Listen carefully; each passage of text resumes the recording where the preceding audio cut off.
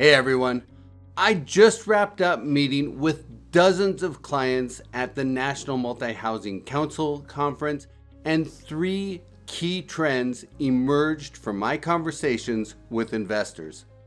First, investment activity in general appears to be gathering momentum. Investors told me they had capital that was ready to deploy and they're anxious to put it to work. Unlike prior years, where investors were hoping to get at least a couple of deals done over the course of the year, this year several clients told me that they planned to get 3, 4, 5, 10, or even 15 or more transactions completed in 2026.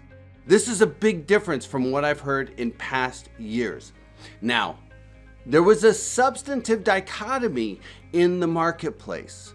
Institutions and major investment funds, especially those with dedicated source of capital like family offices, were much more enthusiastic for the years to come. I noticed there were far fewer syndicators at the event this year, but those that did come were generally the strongest and largest of the syndicators with proven track records. Nonetheless, there was a broad-based positive sentiment about the 2026 investment climate.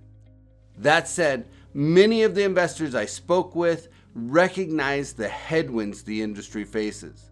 The slowing pace of job creation could weigh on multifamily and commercial real estate space demand this year, and in the case of multifamily, the excessive development of the last few years, particularly across the Sun Belt, could prove to be a significant challenge.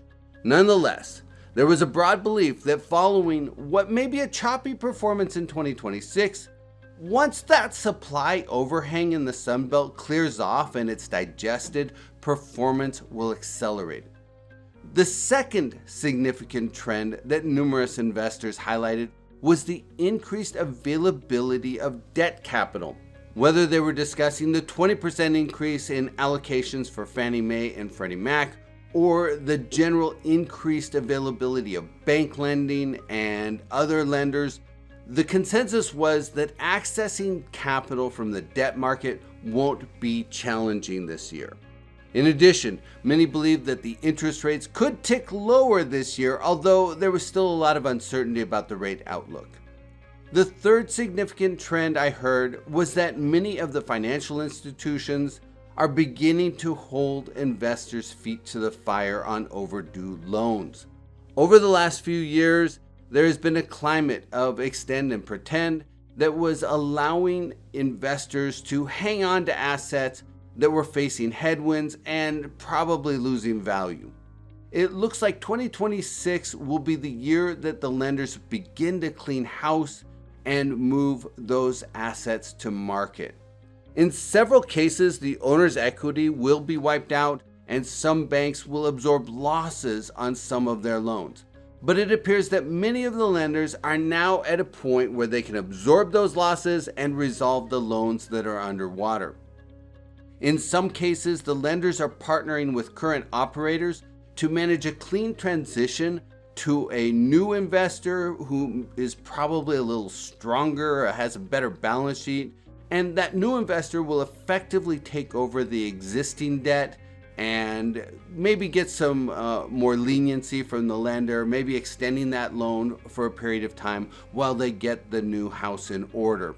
So there's some cases where the lenders are partnering with the new investors to make this all work under some pretty good terms. In other cases, the lenders are foreclosing on the asset, potentially putting in a receiver to operate the property until the operations are stabilized, and then they can sell it off.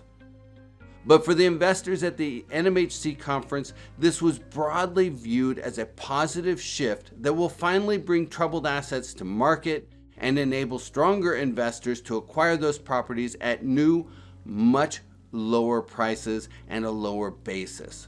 So in general, the sentiment at the National Multifamily Housing Council annual conference was positive, with many investors clearly indicating that they plan to be more active this year. Some headwinds remain, and there was still some uncertainty about how 2026 will play out. But the general consensus was that 2026 is the turning point in the multifamily market that they've been waiting for. The common belief was that this is the beginning of what could possibly be a very healthy run in the broader commercial real estate market. And I gotta say that many investors that I spoke to are definitely keeping their eyes on the horizon.